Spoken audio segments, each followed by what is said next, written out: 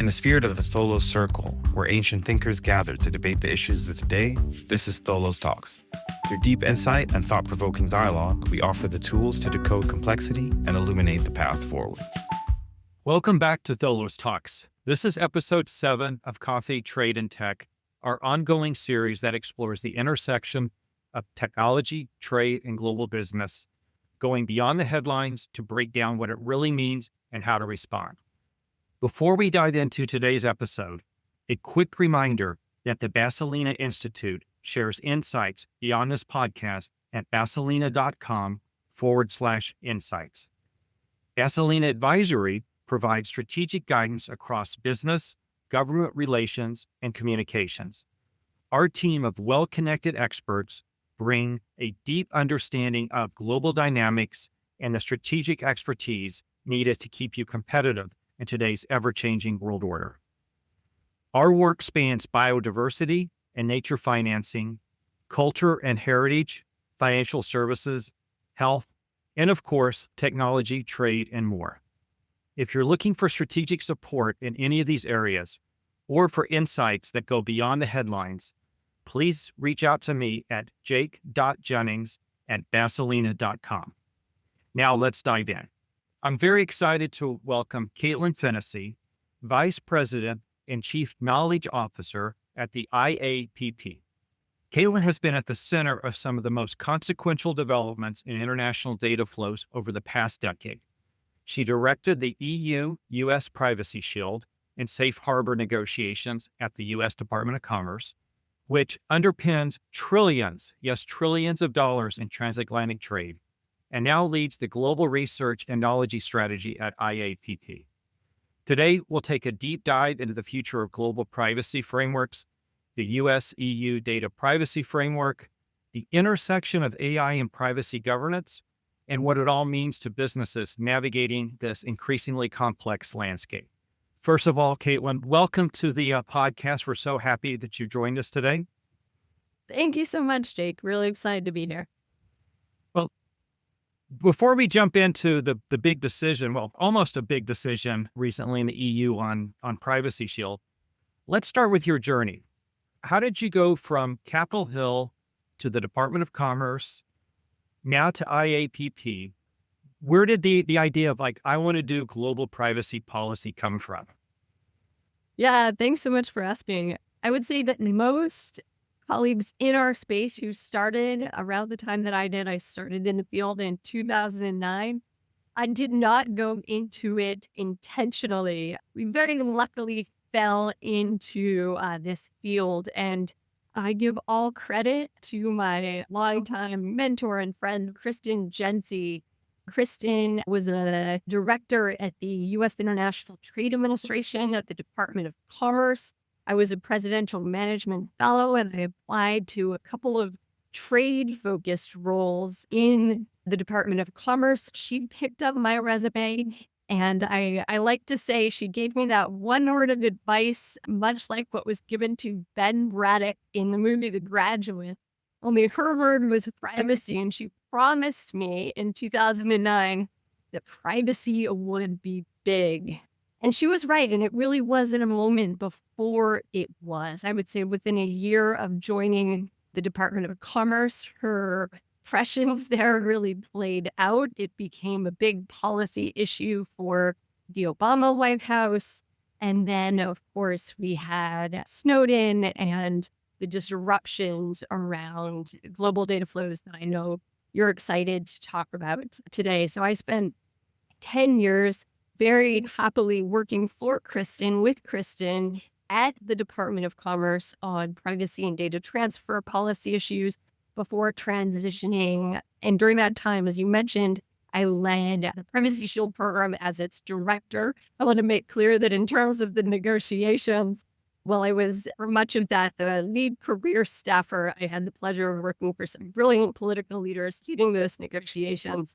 And after 10 years doing that, I transitioned to the IAPP, where I am now. And the IAPP, as I think you know, is a professional association focused on supporting the professionals working in privacy, AI governance, and digital responsibility. And perhaps we can talk more about that at some point, but it's an incredibly fun place to be. It's amazing what's transpired since 2009. Although I feel like we're almost full circle with these agreements, but hopefully we'll see that they hold. Along the lines, you mentioned Safe Harbor, Privacy Shield. You were a career staffer there. I know the politicals were driving the negotiations, but come on, they rely on career staffers. It's not, and you're not just writing briefing papers. You're driving policy discussions. You're challenging your principles. What was it like for those negotiations? Yeah, I will say it was incredibly exciting. It was also daunting and felt like a huge responsibility. I had the privilege really of working on these negotiations and on these frameworks across administrations, across different political leaders. And during the negotiations in particular to craft the Privacy Shield, those took 2.5 years. And I would say I joined the government because I really wanted, like any starry-eyed young person fresh out of grad school, I really wanted to do something that mattered. And I think that all of us involved in those negotiations from across the U.S. interagency, and this was a team that comprised Department of Commerce, the Office of the Director of National Intelligence, the Department of Justice, the folks from state were involved, the Federal Trade Commission. Everyone knew how much this mattered. Now, that was an incredible amount of pressure. It went up to the highest levels in the White House. We're paying attention to this as CEOs called the vice president's office at the time to make very clear how much this mattered.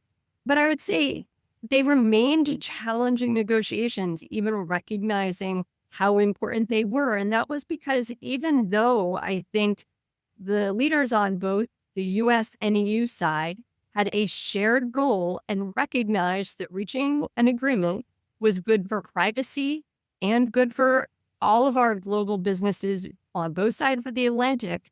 The difference is, as you well know, between our legal system in the US and the EU still made reaching an agreement that met the legal standards set by the Court of Justice of the EU incredibly difficult. I think one really transformative thing that happened between my time during Safe Harbor and working on Privacy Shield was the Snowden revelations. I would say before that happened, the Safe Harbor was very much seen as a commercial arrangement that those officials working on intelligence or national security issues just didn't see their role in, even though we had experienced plenty of concerns that were affecting U.S. companies due to, actually at the time it was the Patriot Act, and concerns about government access under the Patriot Act. They didn't really recognize and appreciate the full connection here.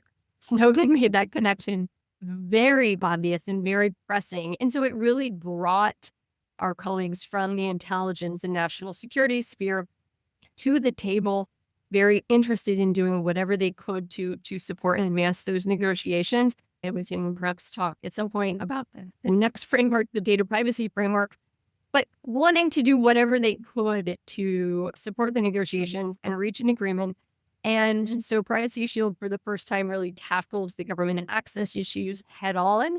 And again, I think that advanced both privacy and commercial interests on both sides. So you mentioned supporting the politicals, appointees who are driving the policy, but did you really see any change of kind of views or positions across administrations? From the outside, it seemed very consistent that we needed to balance commercial interests with national security. Yeah, that's a really great question. I would say there was an equivalent level of support, frankly, across the Obama administration into the first Trump administration. And I think the transition teams that were involved across those administrations made crystal clear how important this was to commercial equities and national security equities. We also had companies feeding questions to the Hill committees that were then questioning the nominees, the political appointees for these positions in their confirmation hearings.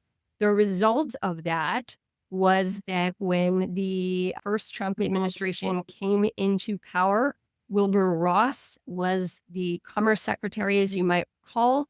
And we had a all hands meeting at the Department of Commerce, which spans a lot of agencies, not just ours at ITA at the time. We had a meeting which kind of spanned the globe. People dialed in from all over, and it was a very administrative meeting, just talking about changes that really weren't substantive. The only substantive thing that Secretary Ross said during that day one meeting was, I support the privacy shield. And it was so intentional so that we could use that soundbite to go out in the press and make very clear that it had the backing of the new administration. And that was important. I think we've seen that the support continue across the Biden and second Trump administrations. I will say that over time, there have been novel ideas tossed out by different administrations, and I don't think it's driven by political party. But I do remember questions along the way about whether the U.S. government itself should adopt an adequacy framework, frankly, to provide some leverage in these negotiations. And those of us who'd been involved in supporting data transfers for a long time did advise against that. I don't think it was a politically driven interest, but just exploring different options. I definitely want to circle back on that when we talk about the Brussels effect of GDPR and global privacy. But thank you for that detailed response, because now it explains why I think Jim Sullivan was the Deputy Assistant Secretary. And when we went and met with him, when he was first put in place, it was just a continuation of substantive policy discussions of what can we do to promote data flows. And it was pretty impressive how well he was briefed. And now I know why, because Caitlin and the team were back there making sure he knew exactly where things stood. So thank you for that, Caitlin. Yeah, I got to say, I can't take any credit, I think, for Jim Sullivan, who I'd love to give a shout out. Just what an incredible public servant. And he's just an example of one of many different political leaders along the way who really recognized why this mattered and worked incredibly hard to get success. If I may, just a quick anecdote. Right after, I don't know if it was Schrems 1 or 2 came out, I think it was Schrems 2, overturning Safe Harbor Privacy Shield. If I recall, Jim stayed up all night working on reading the court order, working on the briefing so that in the morning he could actually do an industry call, and he was fully prepped, fully staffed. But I don't think he slept a wink for like 40 hours. I feel confident you're right. By the time Schrems 2 happened, I have to admit I was out of government. I was here at the IAPP. I too was up reading it, but probably more for interest. So hats off to Jim, and I fully believe that story. I wish we could have been texting in the middle of it. That would have entertained. So that's a great segue. So you're at the IAPP. Every time I turn around, Caitlin is posting on LinkedIn. She's at a conference, giving a speech, really at one of the global leaders in thought leadership for privacy. Tell us a little bit about the IAPP. Yeah, thank you. Well, I have to say, when I left the government for the IAPP, I wondered if I would regret that decision. I had spent 12 years in the government. I really loved my time there. I have to say, I didn't regret it for a second. I have loved working at IAPP from day one. And I think for a whole host of reasons, including because I have such amazing colleagues here at the IAPP, but I really do believe in the mission of this organization and how we approach it. So the IAPP's mission is to define, promote, and improve the professions of privacy, AI governance, and digital responsibility. We've been working at that for 25 years. So we started in privacy and only added the AI governance component a few years ago. I think what I realized is the magic of the IAPP, and perhaps why you see me speaking and posting so frequently, is the community. So IAPP now has over 90,000 members around the globe. And what I didn't realize when I joined was that the IAPP functions because of those members.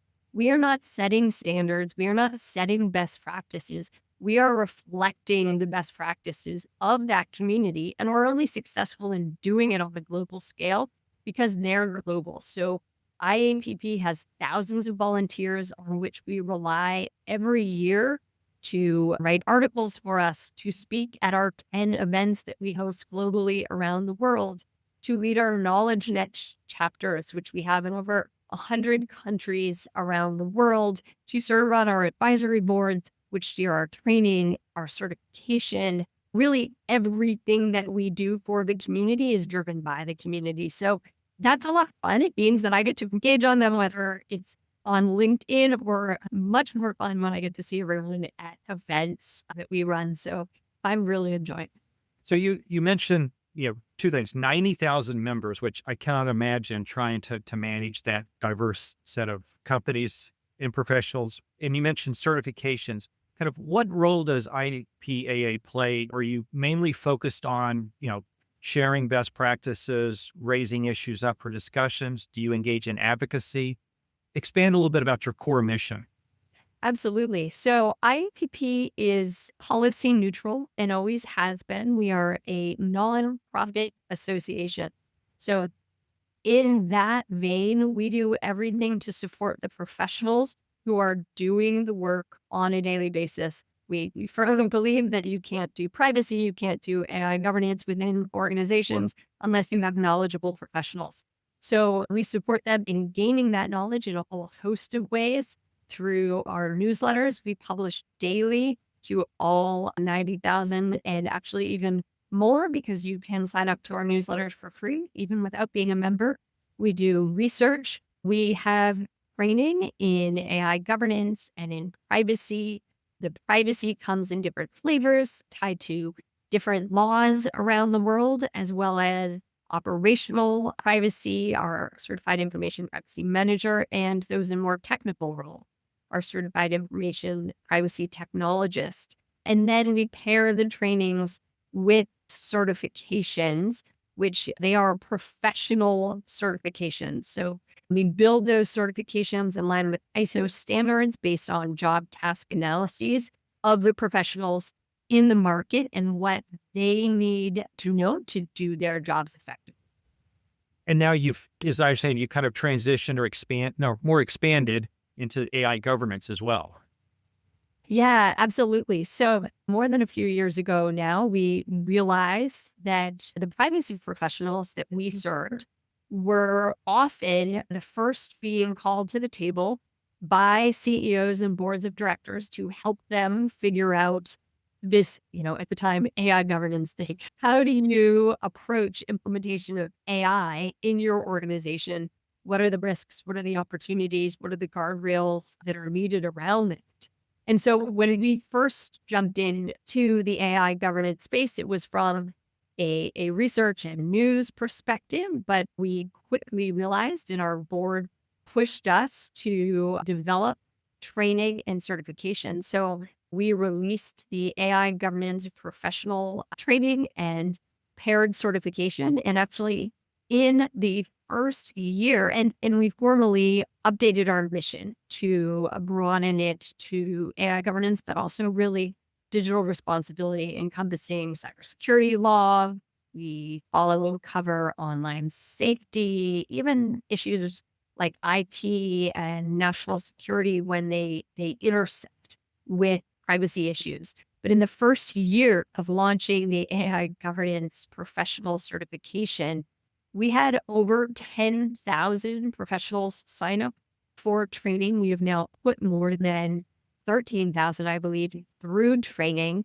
And we have certified more than 4,000 professionals and have thousands more who have signed up and are still just waiting to take their certification. So what we realized was that in order for organizations, and that includes governments, whether you're in the public or private sector, to scale these new technologies in society and in organizations, you needed to build trust in those technologies. And so that's the AI governance professionals who can do that, whether that's identifying risk or the opportunities that they present for your organization. So we still think that the need and demand for this profession is a lot higher than those that are available right now. And we see that in our survey data. One of the biggest barriers to AI deployment in organizations is finding knowledgeable professional in this space. And so we think that trajectory is just going to continue growing.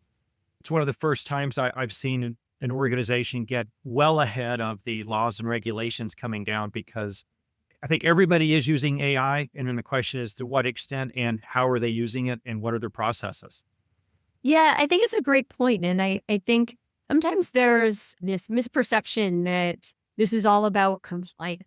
It's absolutely not all about compliance in that, the privacy profession scaled primarily before there were any laws or any national omnibus laws in the United States governing privacy. And that was because organizations recognized that to build trust in the data-driven technologies, you needed privacy professionals.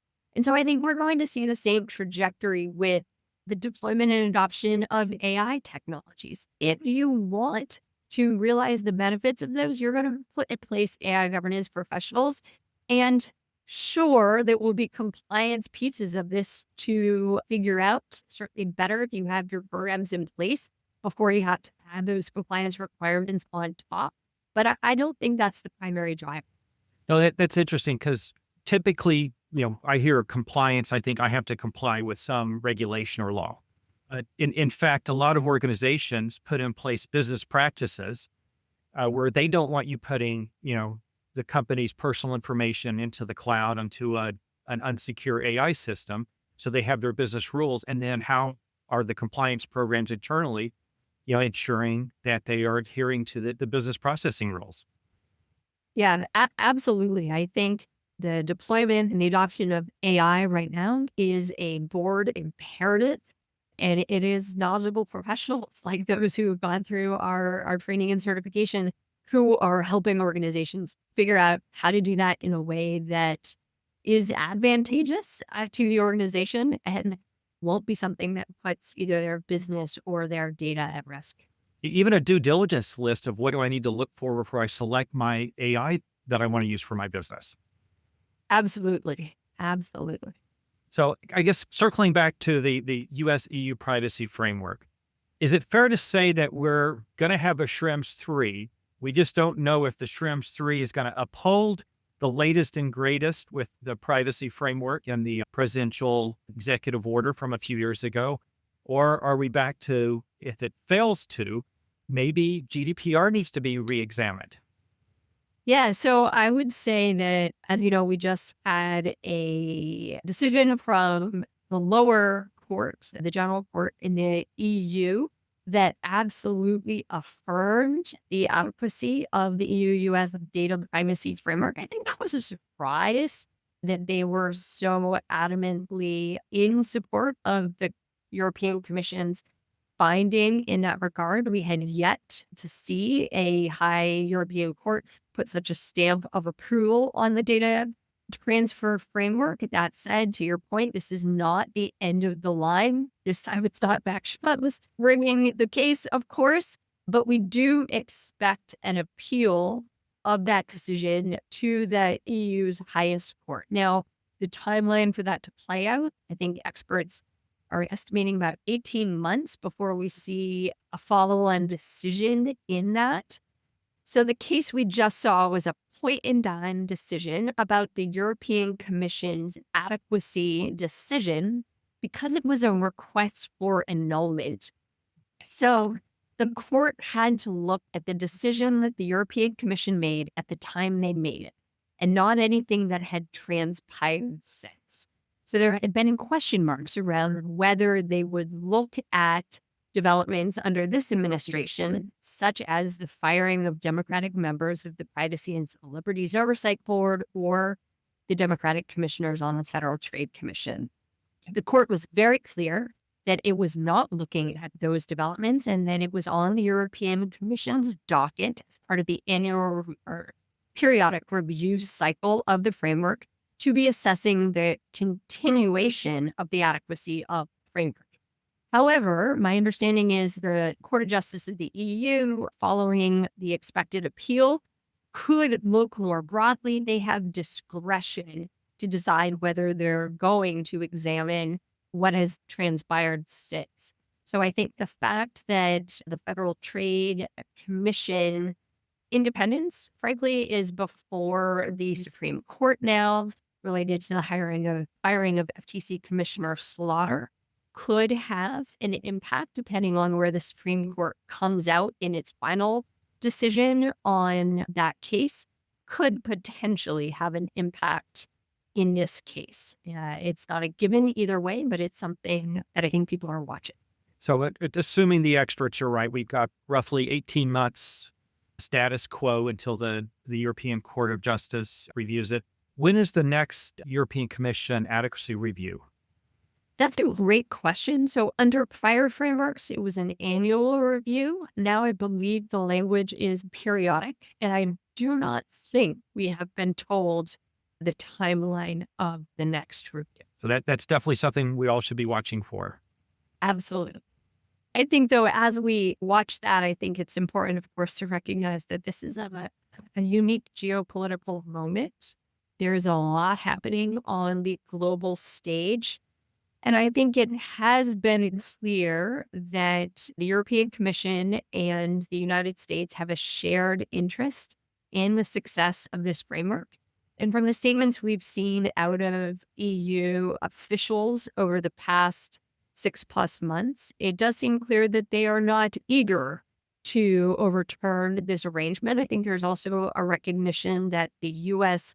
really went as far as they could go in addressing some of the national security issues, in particular under the U.S. Constitution, given the difference in legal frameworks.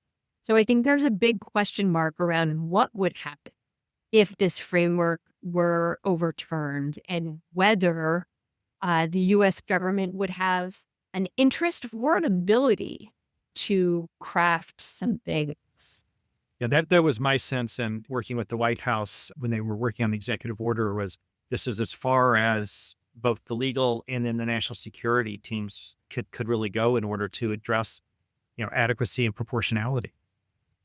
Yeah, and they went quite far, I think further than some even expected or thought they could. But yes, from everyone I spoke to as those negotiations wrapped up, there weren't additional rabbits to pull out of the hat in a legal sense.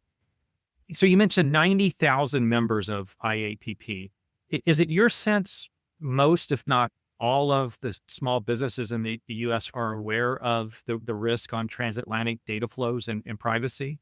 Or is there still some pockets where, what do you mean? I'm just doing X. How does data flows impact me? Yeah. Yeah. So it's a good question. Over the past 10 or so years, data transfers had been an issue that rises to the absolute top of organizations' risk agenda when there is a disruption, like a Court of Justice decision overturning Safe Harbor or Privacy Shield. The IAPP has survey data on this. We conduct our governance survey every year. We ask every year what your biggest priorities or challenges are. And for a number of years, data transfers was absolutely at the top of the list.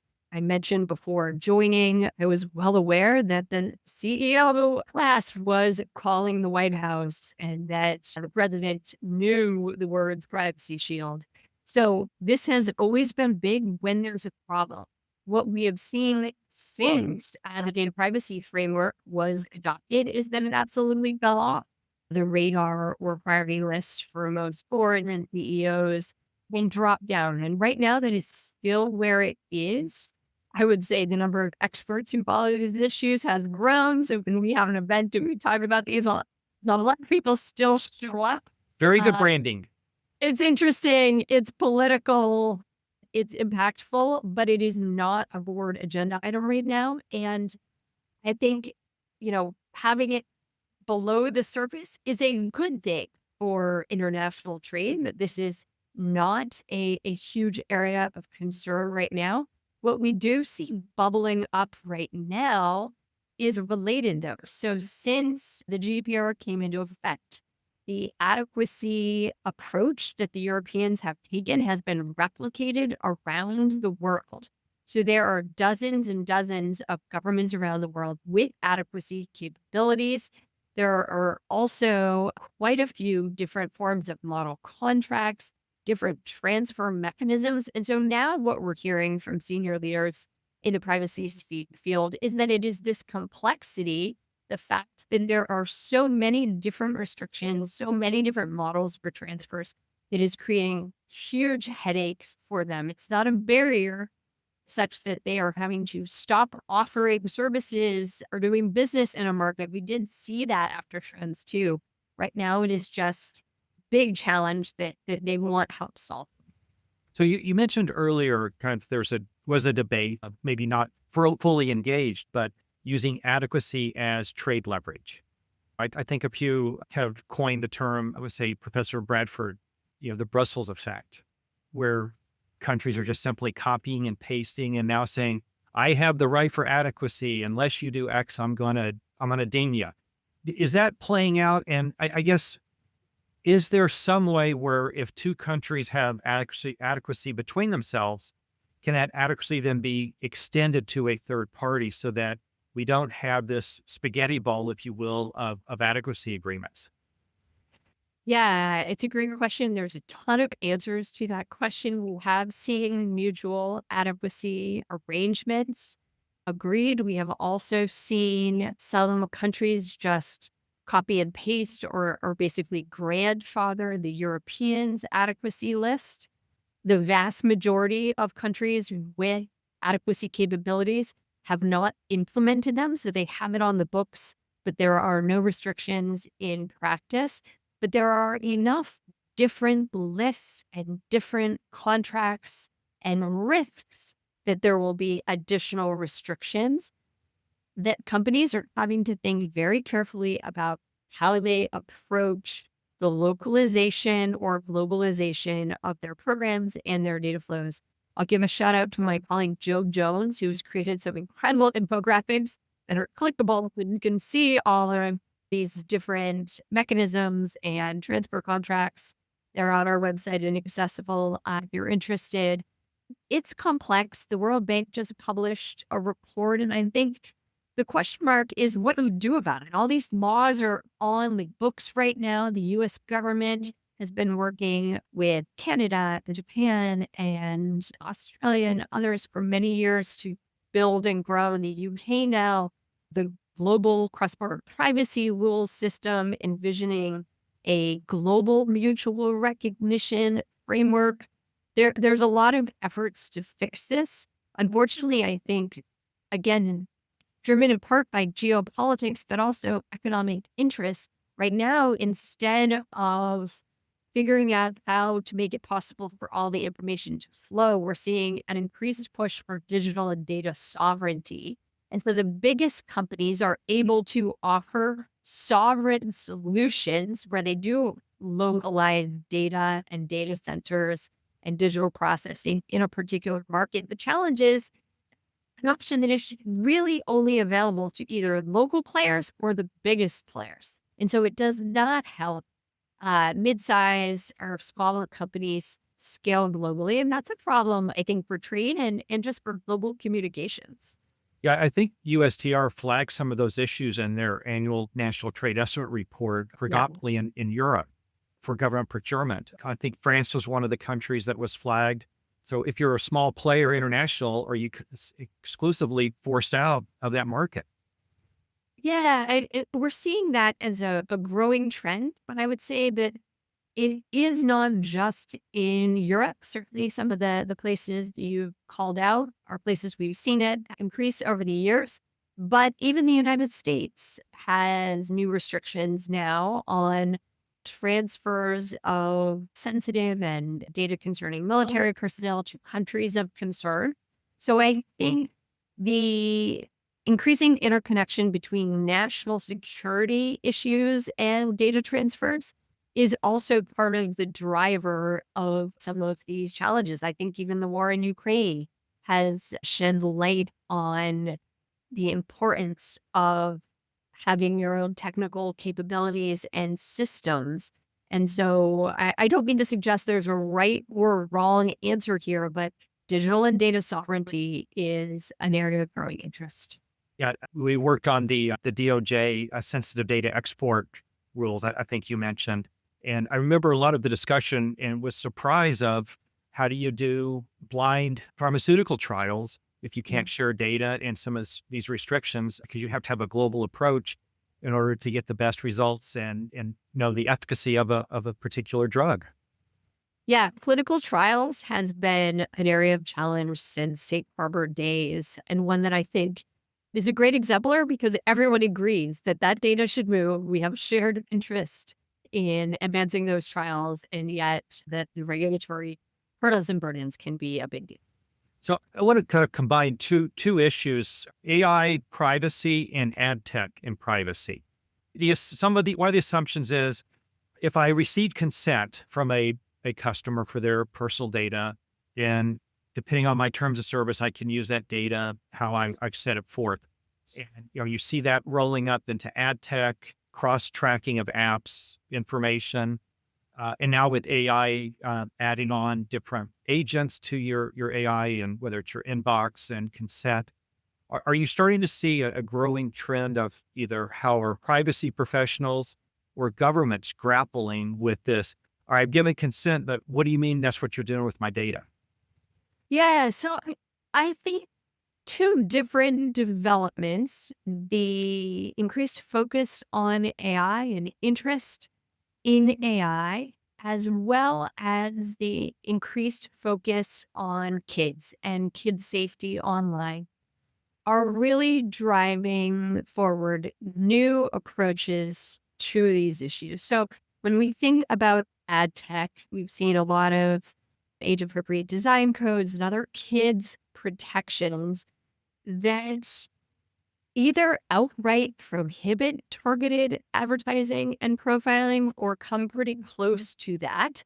And I think those developments combined with the huge data needs of AI are just going to make us force us to rethink this ecosystem.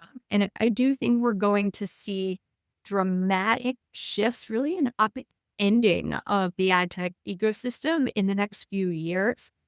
And I think that's going to be driven by new technical approaches that combine privacy engineering and just different ways to approach advertising in a more privacy preserving way. So I think that's exciting, but I think we should all prepare for some shakeup in that. I'm sure your listeners are quite familiar as well with the shifts that AI is bringing to the search and advertising ecosystem. People are asking AI questions, they're getting the answers. There's not necessarily the ribbon space for the advertising that we were so familiar with on the sidelines of search bars. So we need new approaches. And I think there are professionals in our community that are thinking really hard about this, but both for technological and regulatory reasons, we're going to see some big shifts. And are you seeing kind of the technology, digital identity management playing a role in those shifts? Yes, I think that will be part of it. I think concepts around zero knowledge growth of pooling of the groups. I think we'll see a whole lot of different ideas kind of thrown in the wall and we'll see what sticks. And we've started to see that over the last few years. But I think between the sandboxing that regulators are doing and the sandboxing that companies are doing and bringing together technologists, the program operational folks, and those thinking about the new legal rules and policies, we will have creative ideas here. And then you add on the complexity of interoperability and global services. Yeah, no, everyone is truly approaching these ideas in different ways. I have to say, I don't think it is out of a desire to be confrontational or to go your own way, but rather out of that desire to find new solutions where there clearly is not yet a path forward that works both economically and from a privacy and trust perspective. And I think the industry and government authorities here have a shared interest in finding that path. So they're all trying a number of different approaches that's going to create a rocky road ahead for the next couple of years, but hopefully we'll come out in a better place. So I think that brings us full circle to, introducing IPAA. So privacy is one of the fastest growing fields in law and compliance. For somebody entering the sector, kind of what's your advice and recommendation? Because it's clear we need more knowledgeable professionals in this field on both the business side and the policy side. Yeah. We need so many more knowledgeable professionals in this space. I think my number one piece of advice here is to skill up. So, based on some survey data that we have looked at in the past year, 80% of privacy teams have gained responsibilities beyond privacy. 70% of chief privacy officers have gained AI governance responsibilities. And actually, in some data we just got, when you look at those working solely in the privacy sphere, and then you look at those doing privacy and AI governance together, those doing both make 38% more in their salaries on average. And this is not just an AI phenomenon, because if you look at pure AI governance and then you look at those doing privacy and AI governance together, that is 12% higher compared to AI alone. So I think the number one piece of advice is expand your skill set.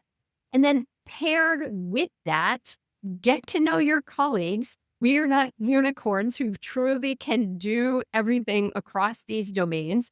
So you need to work together with teams. And I think we're seeing right now that organizations are remaking their digital governance structures, whether you're talking about private sector or the public sector, and they're bringing these different digital domains together.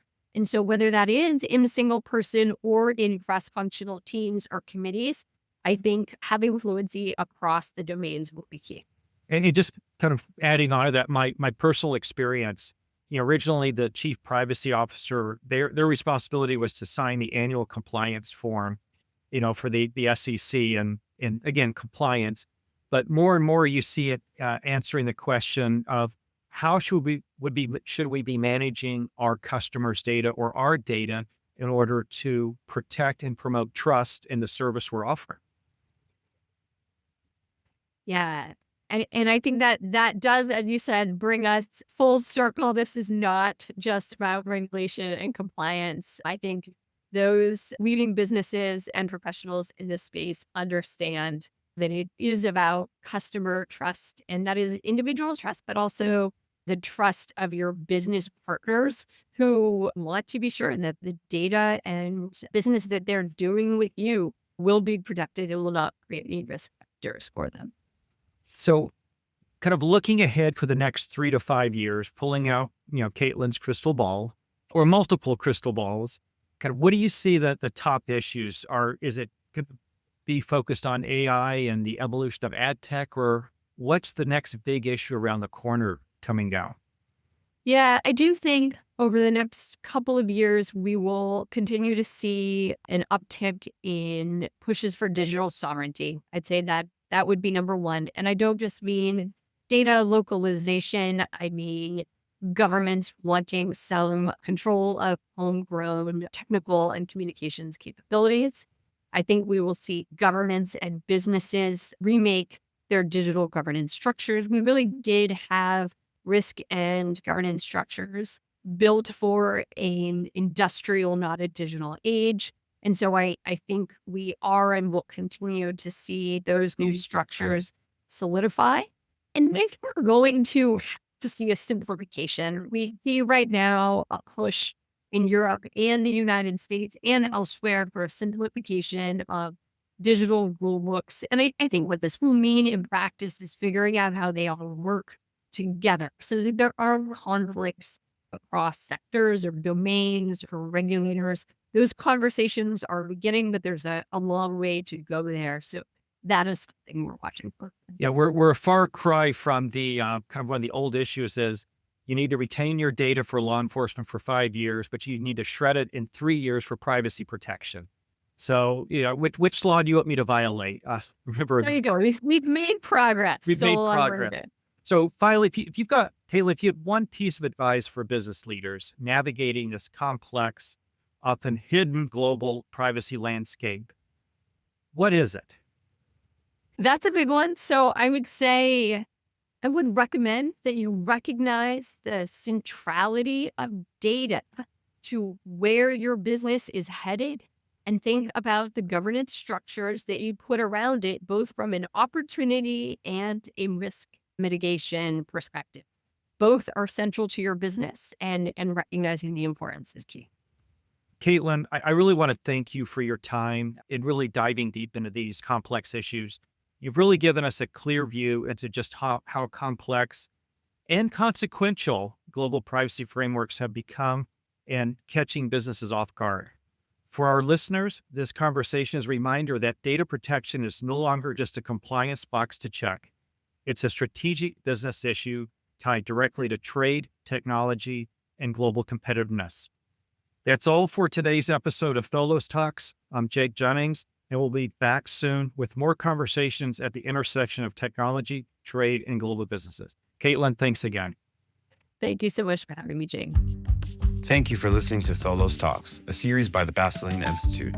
Available on Spotify, YouTube, and SoundCloud. Make sure to follow and subscribe to our channels to stay up to date on upcoming episodes. To learn more about these topics or the work we're doing, visit the Basilinna website.